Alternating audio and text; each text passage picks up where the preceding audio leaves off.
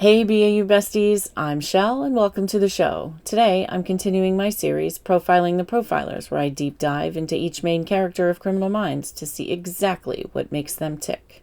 Next up, Penelope Garcia, the queen of color and love. Let's get into it. Penelope Garcia has been portrayed like a ray of sunshine by Kirsten Vangsness throughout the original series, both spin-offs, and now on Evolution. Across hundreds of episodes, Garcia evolved into the emotional center of the BAU, proving that intelligence, empathy, and optimism could be just as valuable as any profiler's badge. Garcia was never just the woman behind the screen. She was the heartbeat of the behavioral analysis unit, the color in a world built out of crime scene photos, victimology, timelines, and names that too often ended in tragedy. She was proof that softness could survive horror, that kindness could be armor, and that sometimes the brightest person in the room is the one that fought the hardest not to go into the darkness. Penelope Garcia was a girl carrying a wound so deep it could have swallowed her whole. When she was 18, her parents were killed by a drunk driver. They were out looking for her because she missed curfew. That guilt became part of the grief she carried for years, changing everything. She dropped out of Caltech, disappeared into the underground hacking world, and rebuilt herself through code, grief, rebellion, and survival under the moniker The Black Queen.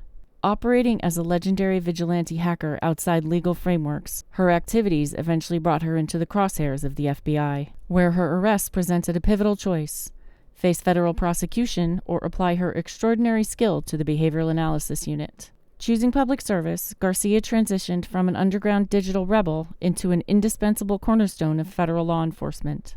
But the Black Queen was never truly gone. Years later, when her ex hacked the FBI just to get her attention, it forced buried parts of her past back into the light. It was as if he reached into the grave and brought the Queen back to life, reminding Garcia that the woman she had tried to outgrow still lived beneath the sunshine, sparkle, and badge. That tragedy did not just shape Garcia's past. It followed her into adulthood, influencing the way she saw victims, treated grieving families, and the complicated emotions that surfaced when her brother Carlos wanted justice for their parents. When the man responsible for their deaths came before the parole board, Carlos expected Penelope to stand with him in anger. Garcia did testify, but her words were not driven by simple vengeance. She understands pain, but she refuses to let it speak for her. Even when facing the man who destroyed her family, she chose honesty and compassion. She acknowledged that nothing can undo what happened, but she would not allow hatred to become the final word in her story. Carlos was furious, storming out of the hearing and yelling at Penelope before she finally confessed that she blamed herself. He walked away, unable to hear her pain in that moment. Later, Emily spoke with him and helped him understand what Garcia had been carrying, allowing the siblings to reconcile and begin healing together.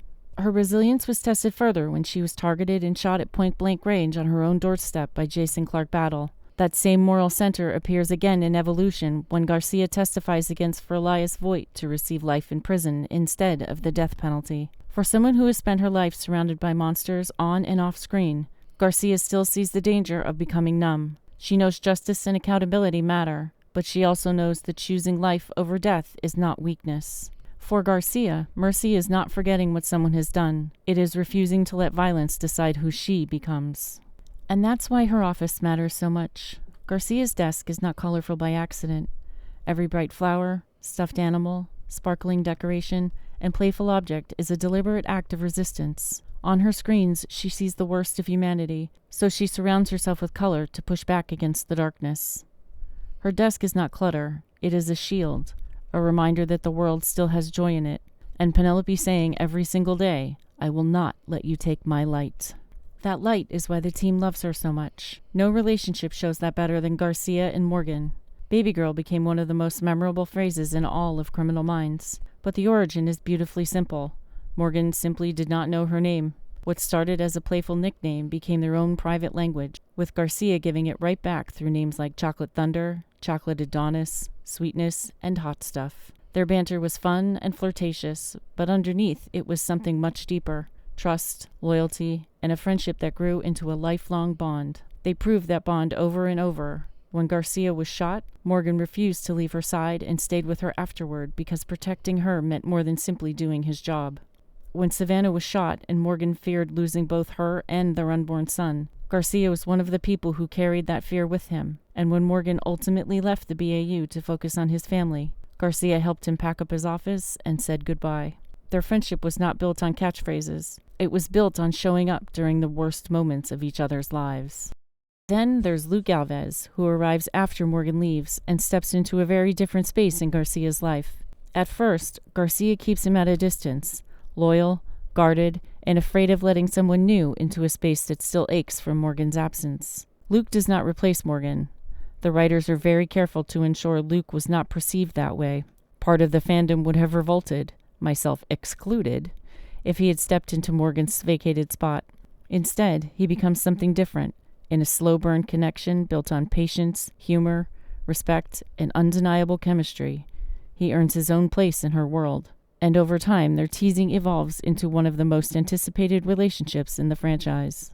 That is the beauty of Penelope Garcia. She is not bright because nothing has happened to her. She is bright because terrible things did happen, and she still chose color, love, warmth, forgiveness without forgetting, and believing that people are more than the worst thing that ever happened to them.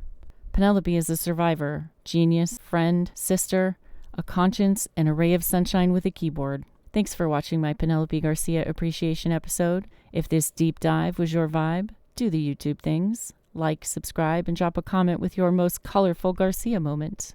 Come back next week, and I'll introduce you to the new guy, even though he felt like he'd been there from the very beginning, Luke Alves. Until then, take care of yourself, and I'll see you in the next one. You can catch my other Criminal Minds videos here.